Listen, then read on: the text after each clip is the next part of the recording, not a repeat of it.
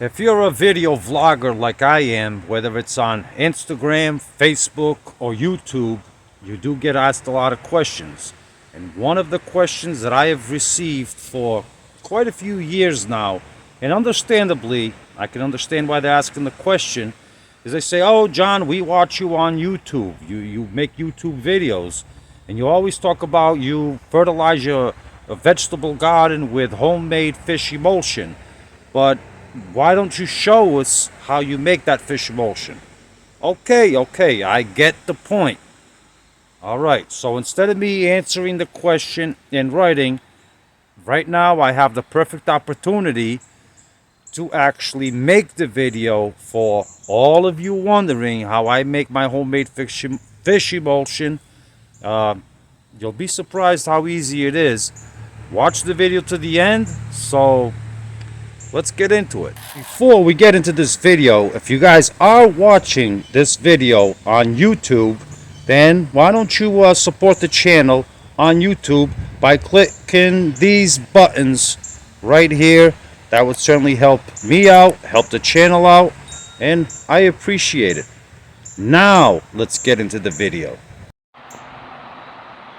Okay, so let's go over the ingredients. To make your homemade fish emulsion, there's only 3 ingredients you're going to need. The first one, obviously, is some kind of fish. Doesn't matter, saltwater, freshwater, it doesn't really matter what kind of fish. This fish is still whole, which this is actually dinner for tonight, but I will be cleaning this fish, and I'll be using the heads and the guts and the tails and all that stuff. I'll show you once I get my fish cleaned. I'm not going to show you how to clean fish. That's not what this video is about. Usually I use molasses. You know, the cans of grandma's molasses. But I don't have any to show you guys this example. But you can certainly replace molasses with Coca-Cola.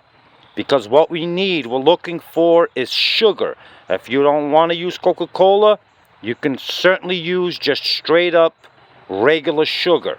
But you need sugar in order to get this process going. And the third ingredient is you're going to need some kind of plastic barrel. You don't want to use metal, because metal interferes with the bacterial breaking down process. I forget the name of it. If I think about it, I'll put it on the screen somewhere. But there's a chemical reaction with metal. You want to use this plastic. And very important, you must have a lid. Because if you don't have a lid on your barrel, you're going to be pissing off a lot of people. Especially if you have a wife, a girlfriend, it doesn't matter. No lid, a lot of pissed off people. Trust me. So let me show you exactly where I keep my barrel of fish emulsion. As you can see, it's way back here in the woods, where I also have my compost piles, some of them. And there it is. This is the good old garden gold right here. Now this barrel, before we get into it, this barrel here, I started this barrel about 5 years ago.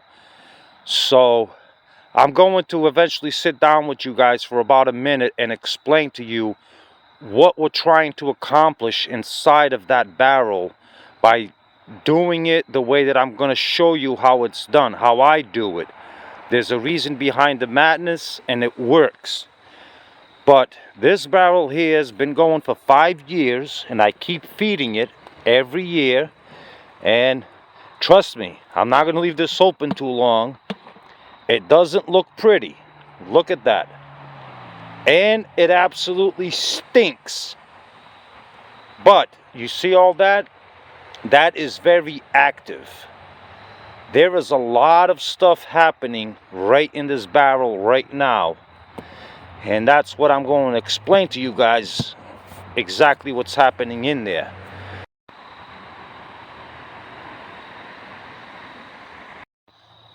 Alright, so I got my fish, all fish guts and stuff. Well, a little bit of the tail. I didn't want that part. And I got, of course, my sugar substitute there, the Coca-Cola. But like I said earlier in the video, this barrel here, which I want to make this segment as fast as possible because that shit stinks. That is bad. But anyway, all you do is once you incorporate, once you want to start your barrel from fresh, all you do is you just take your fish scraps and you just, without splashing yourself, you just want to throw your fish scraps in there. And then, you know, you throw all your fish scraps in there, and then you want to fill this barrel basically all the way to the top. And then, once your barrel is filled, this is the first day now. Make believe I'm doing this for the first time, even though this barrel's been going for 5 years. But what you just saw me doing right there, believe it or not, is I'm actually feeding my bacterial colony, because we're going into winter and that bacteria needs to eat. It needs food. So I'm actually knocking two things off with one stone here by making this video and actually feeding my I call it a bacterial colony, which is basically what it is, because there's a lot of good bacteria in there. That's what your vegetables benefit from. And it's the bacteria that breaks down this fish so fast. But bacteria needs to eat too, and they need sugar. And that's where that's about all this is good for, is for that kind of stuff. And no, I don't drink Coca-Cola, by the way. I just have it. I don't even know why. So that's basically it, is you just keep adding your fish guts, your fish racks. You know, just keep adding it to that water. My God, this stinks. This is bad. That's bad. That's, whew. And trust me, do not get it anywhere on your clothes or your hands, or you're going to have to burn it. That's how potent this stuff is. So let me close this up. And now let me go explain to you why it's important to get a bacterial colony going in here. And trust me, guys, you see, I have this barrel way back here. There, it's in the middle of the woods. And if you don't have woods, oh, the other thing before is, as bad as it stinks, as long as you have a lid on your barrel, it will not smell. Just keep that in mind. So if you had to keep it behind your shed in your backyard, or if you had to keep it somewhere in your property, it's only going to smell is when you open the barrel, and when obviously when you apply it to your garden, then you're going to have some smell. But once you apply it to your garden, you're not going to do it straight up. You're going to dilute this stuff with water, so it does knock the smell down a little bit. But as long as you have a lid on it, it will not smell. Now that we have our barrel established, what am I trying to accomplish in that barrel? And that's where I want to spend a segment explaining to you what's going to transpire in there. We added the water, we added the fish, and we also added some sugars, which bacteria thrives on sugars. They need sugars to feed. I prefer molasses, but you can certainly substitute molasses if you don't want to go out and purchase molasses. You can substitute it with, like, you know, plain sugar, regular sugar. For a 30-gallon barrel like that, I would dump a whole, you know, bag of that yellow sugar you buy at the store. I dump it right in there, stir it in at the beginning, because at the beginning you want to stir it in because nothing smells. There's no aroma yet, so you definitely want to do that if you want to. You don't have to, but it's nice to get it all stirred in there. Or you can use Coca-Cola. Hey, Cristiano Ronaldo, from one Portuguese to the other, Coke, no, não presta. But anyway, I'm trying to establish in there is a massive bacterial colony of good bacteria. And what that bacteria is going to do is, the more you feed it over time, it just keeps growing and growing and growing. And like when you first get your barrel started, you're going to notice like it's going to be like a massive, nasty orgy. I don't know if that's the word I should use, but I don't know. It's the one that came to my head. It's like a nasty orgy that those three ingredients are all nasty with each other, and eventually they will settle down. And you go back about 5 days later and you're going to see nothing but maggots. I mean maggots all over the place. You're going to see fish with their eyes popping out of their head. It's going to look disgusting. But if it does look disgusting and you see maggots all over the place, that means you did it right. So don't be discouraged like, oh my God, because the second week all those maggots will go away. And now what you have is the bacterial colony is doing its job. It's breaking down that fish and turning it into pure garden gold, garden liquid is what it's doing, and hence called fish emulsion. So don't be discouraged. I do advise you, the smell is horrendous. You get it on yourself, you're not going to be happy. And if you walk in the house smelling like that stuff, your significant other, trust me, is not going to be happy. So be careful with touching this stuff. Really careful.